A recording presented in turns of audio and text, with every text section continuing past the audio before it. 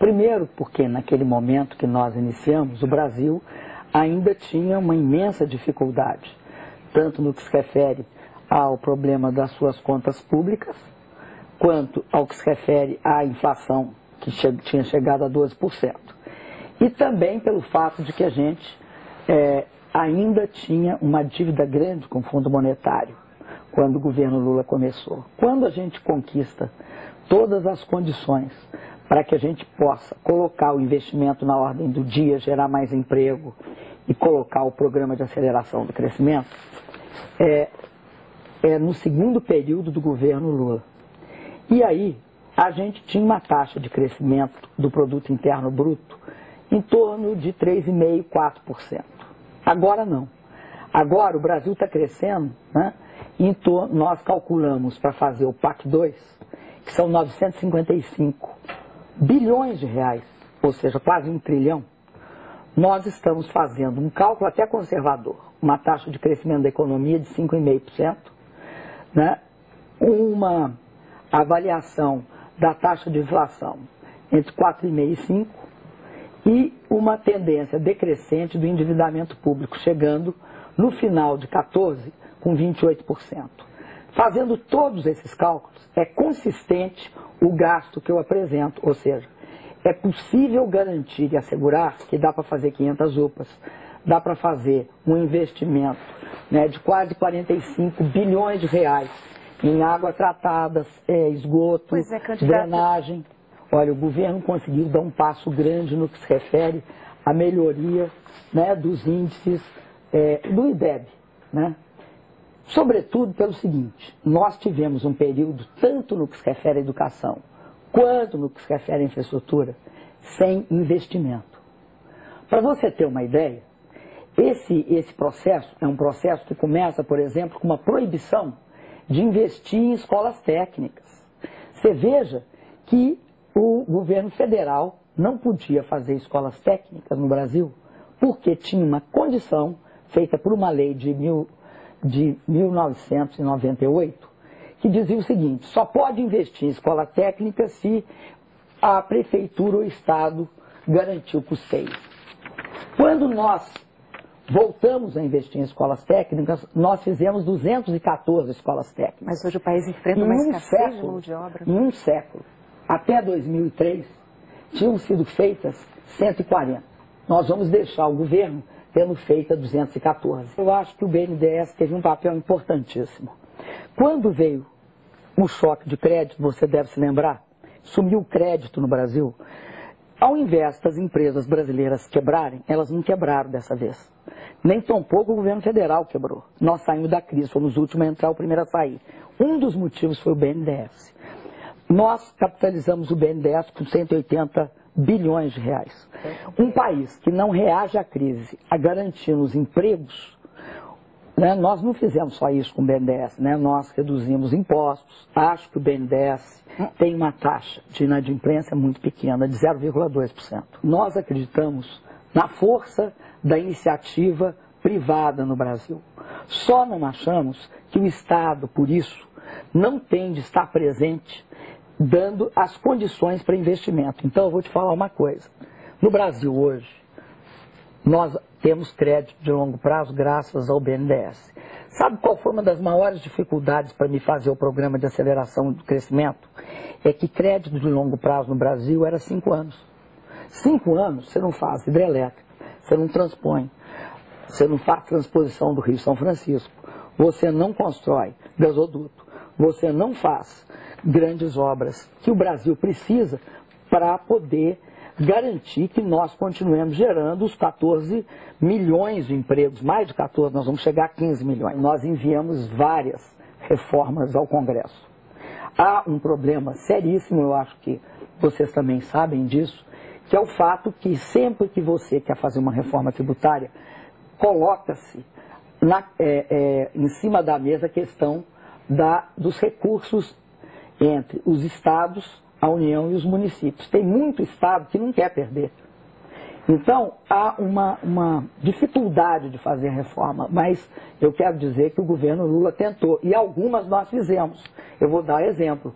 O Super Simples, a isenção para as micro e pequenas empresas, o microempreendedor individual, e isso, inclusive, é responsável por um dos mecanismos muito importantes do ponto de vista econômico, que foi a formalização, né, tanto do emprego como das empresas.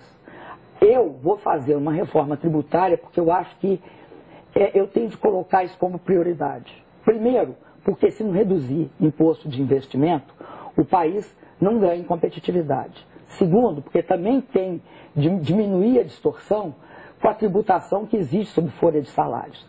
Terceiro, porque tem uma coisa gravíssima no Brasil, que é você tributar o mesmo produto de forma diferenciada entre os estados da federação. Eu, até hoje, nunca vi nenhuma prova e nenhuma ação inidônea da ex-ministra Helenice.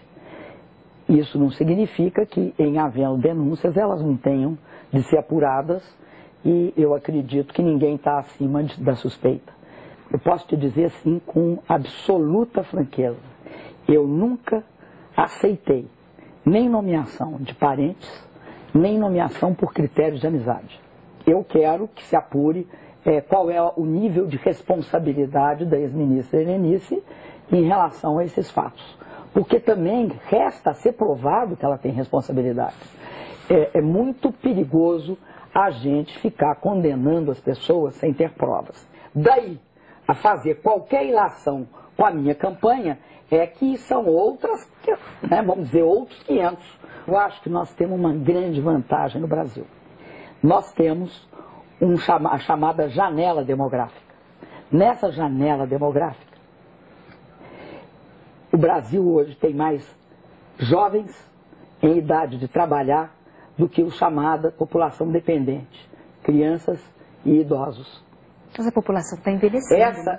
Pois é, mas esse é um processo que é de médio, não é de curto prazo. O Brasil ainda tem, nessa janela demográfica, o que se calcula é que é para além de 2025. Eu acho que hoje você não tem um quadro para justificar uma grande alteração na estrutura etária brasileira no que se refere aos mecanismos de aposentadoria. Aliás, se a gente for ver o déficit da Previdência, o que você vai notar? Você vai notar que toda a contribuição urbana é superavitária. O que é deficitário? Deficitário são as políticas que a Constituinte e a Constituição previu no que se refere, por exemplo, à aposentadoria dos trabalhadores rurais, que não tinham contribuição prévia. Isso não é problema, eu diria assim, previdenciário. Isso é um problema decorrente de uma política pública adotada pelo Brasil. Eu não resolvo essa questão mudando a idade da aposentadoria. Eu posso fazer o que eu quiser, mas tem uma parte da população que quem tem de assumir o ônus pela política pública de aposentar o trabalhador rural é o Tesouro Nacional. Os gastos com saneamento, tá, nos períodos passados, eram pífios, absolutamente pífios. Nesse governo também? Não. Nós elevamos o saneamento em 3 vezes. Levamos o investimento em saneamento. Nós investimos no PAC perto de 40 bilhões, 39 bilhões. Quem investe em saneamento é basicamente prefeituras e Estado. Os estados brasileiros e as prefeituras. O governo federal, o que fez? Que o governo federal não faz isso, não. Nós colocamos 2 recursos. Um recurso que foi Orçamento Geral da União. Tiramos do governo federal e colocamos à disposição de prefeituras e estados. E financiamos também. Coisa que muita gente acha que é algo tranquilo, ou seja, quem está recebendo dinheiro é quem está sendo responsável. Não é, você sabe perfeitamente que havia um controle absoluto de financiamento no Brasil. Então, o que acontece? Os estados e as prefeituras, eles levam em média 65 meses para concluir o processo de investimento entre fazer o projeto executivo, fazer o projeto básico, fazer a licença ambiental e contratar a obra. O processo de maturação das obras do PAC não é captado nessa PNAD. Ele vai ser captado na PNAD de 2011 e 12. porque tem uma porção de obras em andamento. Isso vale para todos os estados da federação, sem exceção.